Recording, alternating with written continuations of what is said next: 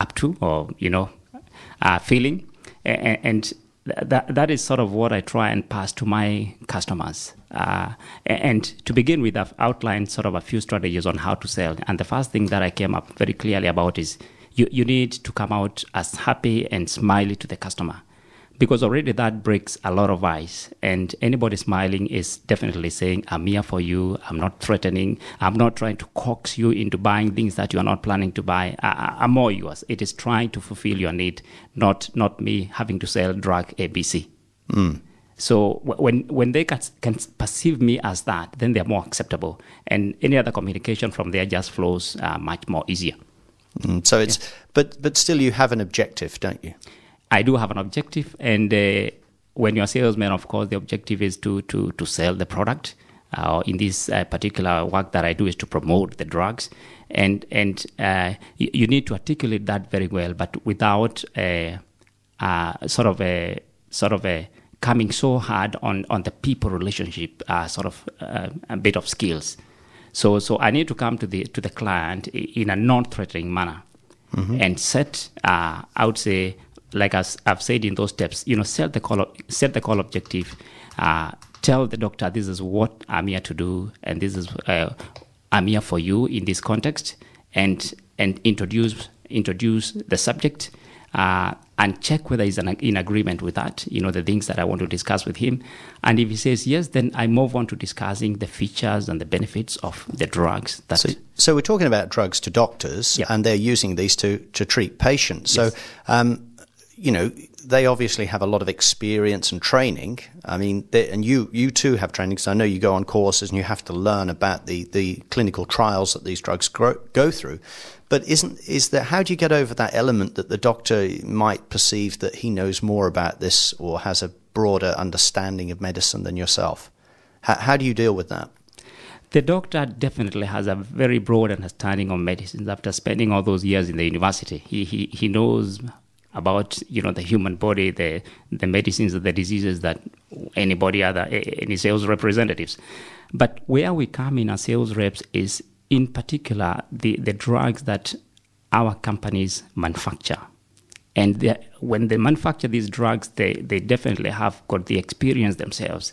And this new experience can only be passed to the doctors through the sales representatives. So you're bringing their story, if you like. So we are bringing in the new information that they probably didn't learn at the university.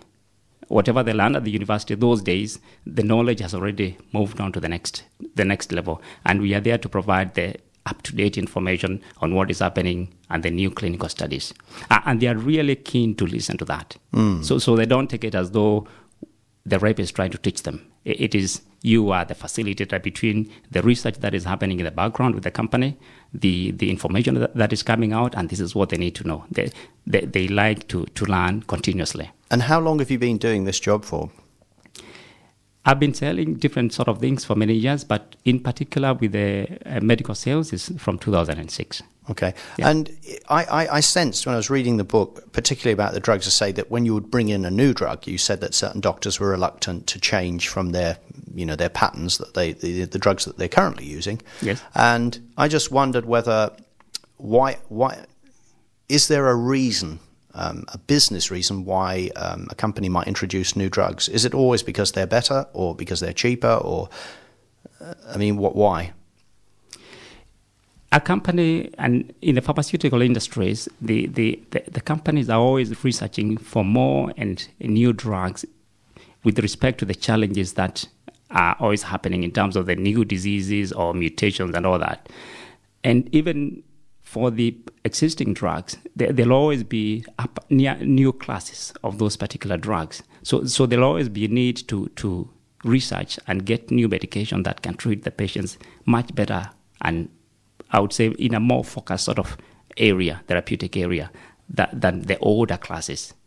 And from your experience, because obviously you're probably only one of the reps. Yes. There would be reps from all the other companies. But from your own experience, do you find that different doctors have a completely different approach to how they administer medicine or how much medicine they buy, etc.? Oh, they don't buy medicine from us.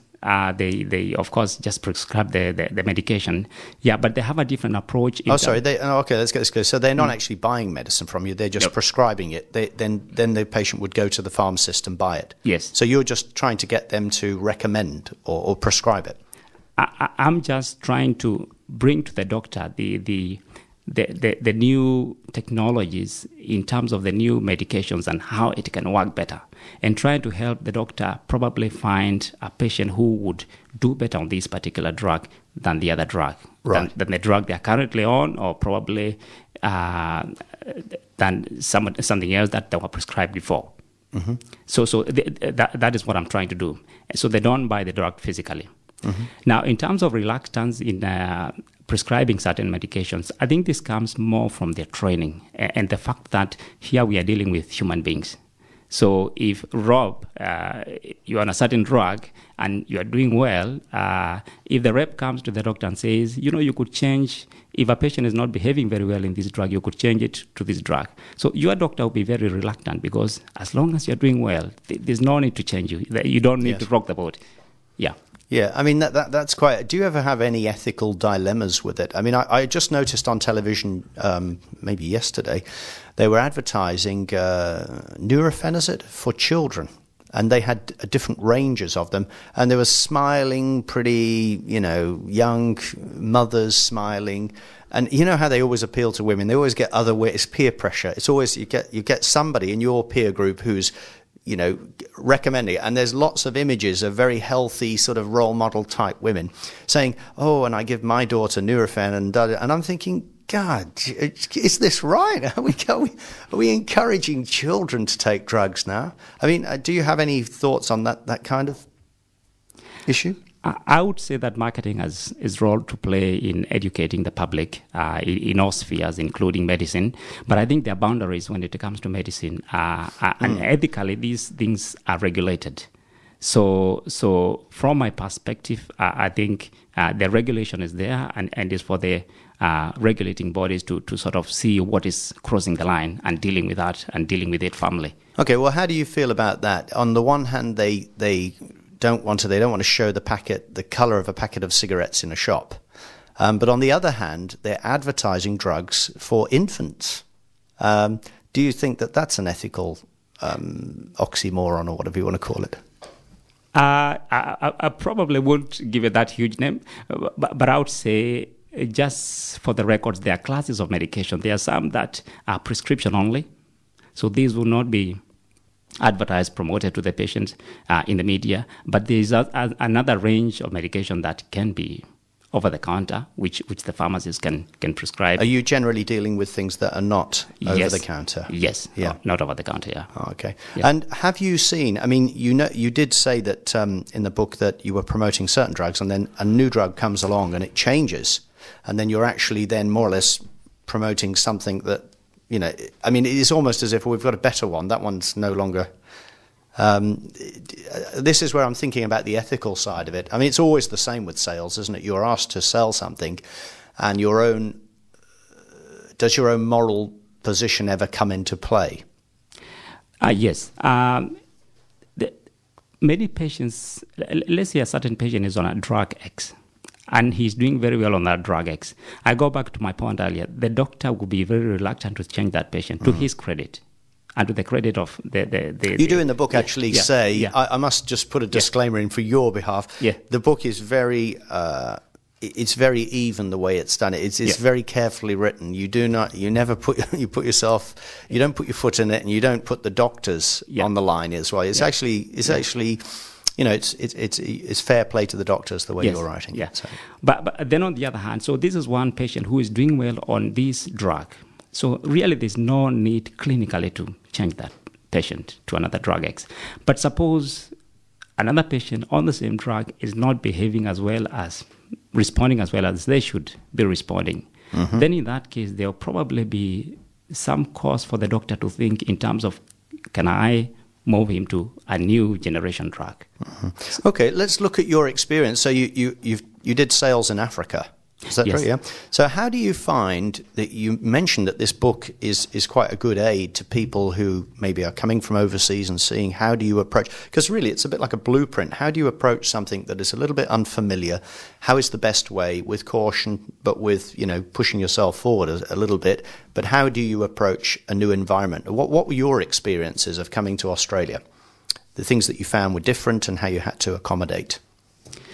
The sales I did in Africa were not pharmaceutical sales. I did other sales. I did agrochemical sales. But just in terms of, let's say, people and the way culture is over here. Yes. I would say people are people, no matter where they are. But their cultures will determine how they behave in the different setups. So in Africa, they would have probably more time for me. Whereas here, this time is really of essence. And for example, if I go to see the doctor, they'll probably say, "You got a minute, Mutu, what do you have to tell me?" Because you sell a drug in a minute. Oh my God.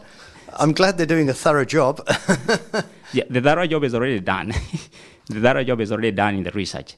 So in terms of feeling the need within the context of a very short time frame, that is one of the fundamental differences in terms of doing sales there and doing sales here.